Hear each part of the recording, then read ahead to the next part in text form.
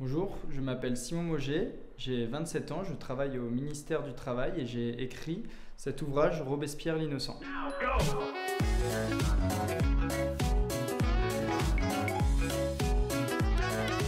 Alors le but de cet ouvrage était de répondre à la question comment avons-nous appris Maximilien Robespierre. Robespierre, dans l'imaginaire populaire, s'apparente à du sang, de la guillotine, à une image très caricaturale.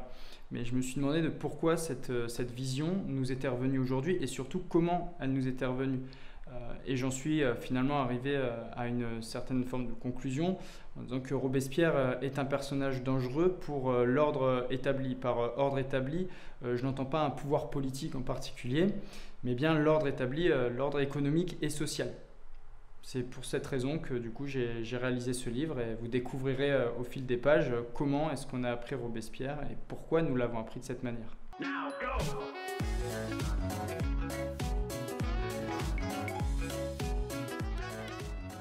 Dans notre apprentissage de la Révolution française et celle de Maximilien Robespierre, il y a une part de honte. Et pourtant, ceux qui ont fait la Révolution française, ce ne sont pas des hommes illustres tels qu'on nous les présente, mais bien la population, le peuple en armes. C'est bien en 89, le peuple qui va à la Bastille, armé par la bourgeoisie, armes qu'ils vont reprendre quelques jours après. Et c'est bien des femmes qui vont partir à Versailles pour récupérer le roi à Paris. D'ailleurs, à ce moment-là, M. Lafayette, qui ressort grand gagnant des livres d'histoire de ce moment, est totalement déconfit et va mettre 5 heures pour arriver à Versailles, bien après les femmes qui s'y trouvaient déjà.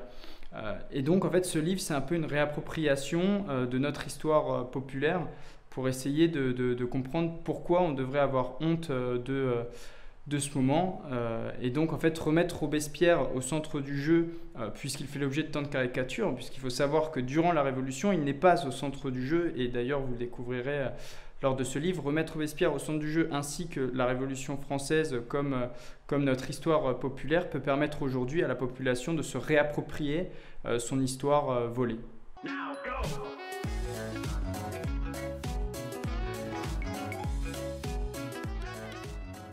Alors pourquoi j'ai choisi cette illustration? Tout d'abord, il faut savoir que c'est l'artiste Benoît Tissé qui me l'a produit. En soi, l'image est assez intéressante puisque je voulais montrer aussi que Robespierre n'était jamais seul dans toutes les actions qu'il a pu entreprendre alors qu'on en fait un personnage esseulé et fou, hein, tout simplement. Et en fait, là, cette image, c'est lorsqu'il est à l'hôtel de ville.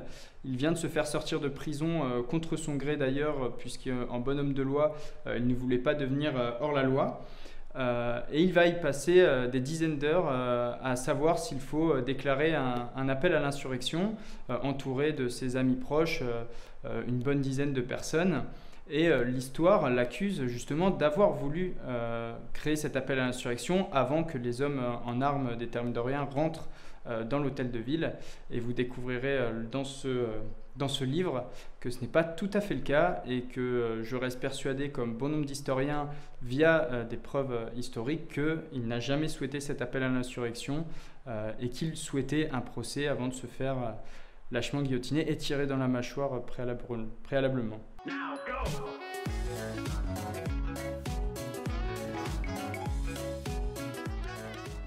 Alors mon livre s'adresse vraiment à tout public. Je n'ai pas vu l'intérêt de faire un livre pour une niche de savants ou de faux savants d'ailleurs.